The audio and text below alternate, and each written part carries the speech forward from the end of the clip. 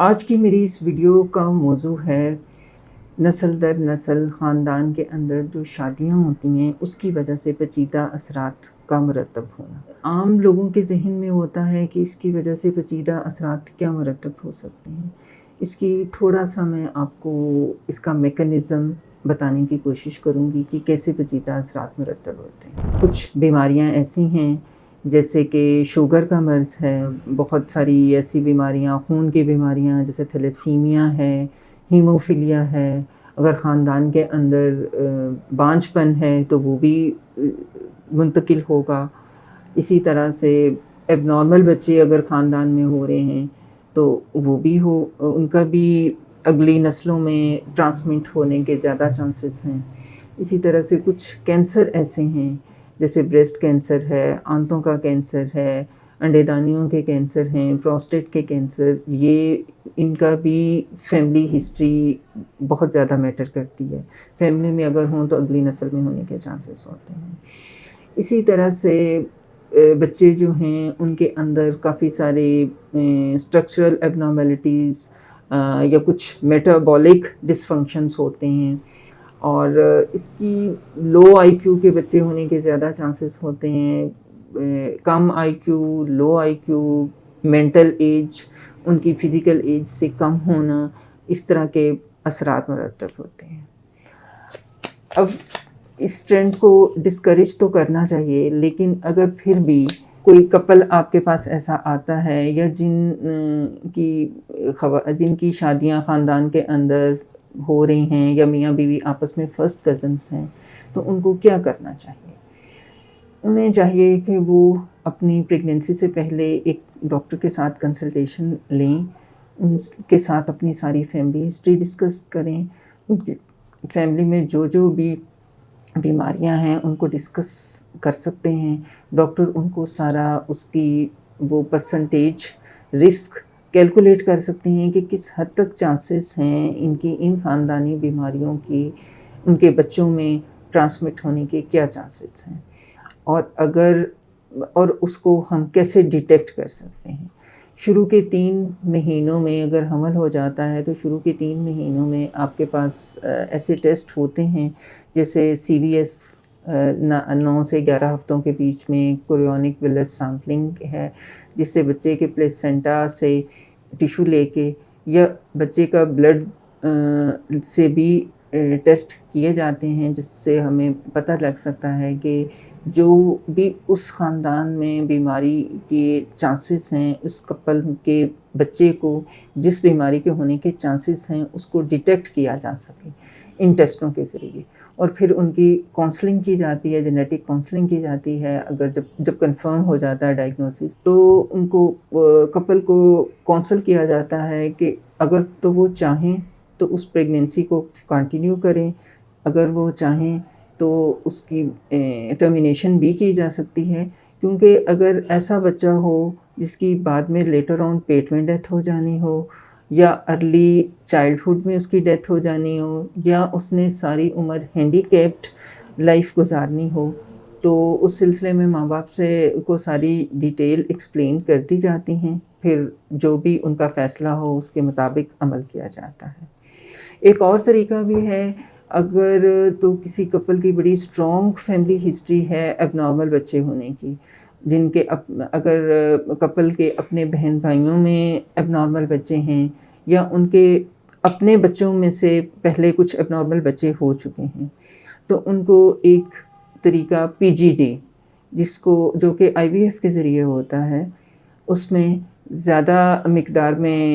Embryos بنائے جاتے ہیں، ان ایمبریوز کی بھی ٹیسٹنگ کر لیتے ہیں ان پرٹیکولر ڈیزیزز کے لیے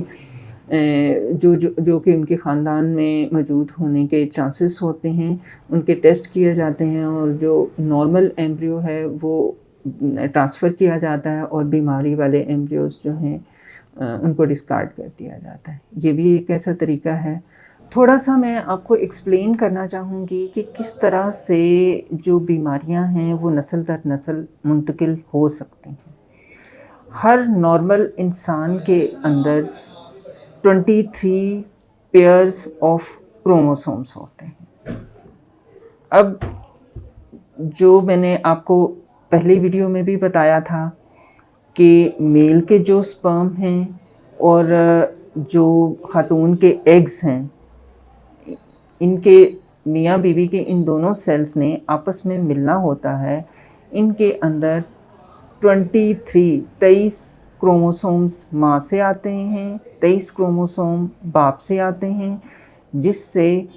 بچے کے اندر 23 پیئرز بنتے ہیں، یعنی کہ پیئر کا ایک حصہ ماں سے آتا ہے اور ایک حصہ باپ سے آتا ہے۔ یہ میں ایک پیئر کا صرف بتا رہی ہوں، اسی طرح کے 23 پیئرز ہوتے ہیں۔ اب ہر کروموسوم کے اوپر یہ جو میں نے چھوٹے چھوٹے ڈاٹس بنائے ہیں، یہ مثال کے طور پہ جینز ہیں۔ یہ والی جینز جو ہیں، یہ بچے کے اندر جو بھی اس کے اندر کیسا، اس کا قد کیسا ہونا ہے، اس کے آنکھوں کا رنگ کیسا ہونا ہے، اور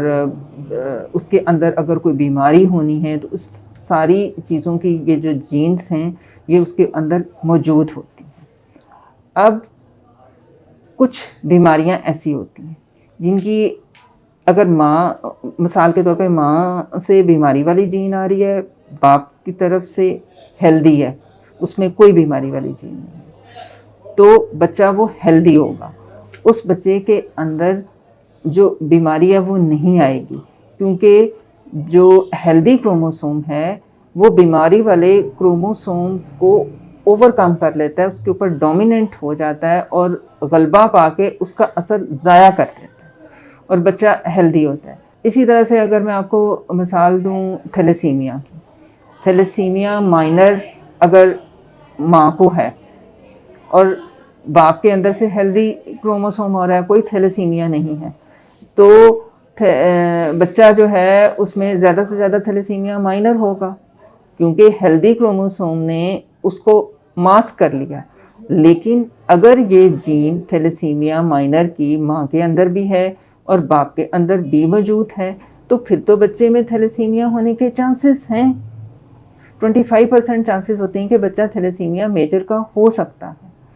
تو اس طرح خاندانی بیماریاں نسل در نسل منتقل ہونے کے چانسز ہوتے ہیں۔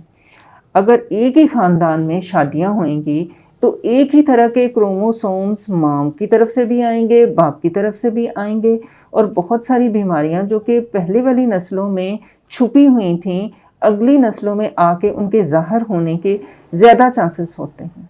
اور ویسے بھی ایک سائنس کے اصولوں میں ہے کہ جینیٹک ویریبلٹی، یعنی کہ جتنا زیادہ کروموسومز میں کی ورائٹی ڈیفرنٹ ہوئے گی، وہ تبھی ڈیفرنٹ ہوئے گی اگر خاندان بھی ڈیفرنٹ ہوں گے، تو جتنی ڈیفرنٹ ہوئیں گے بچے اتنے زیادہ ذہین پیدا ہوتے ہیں، ان کا آئی کیو لیول زیادہ ہوتا ہے۔ تو ان ساری چیزوں کو دیکھتے ہوئے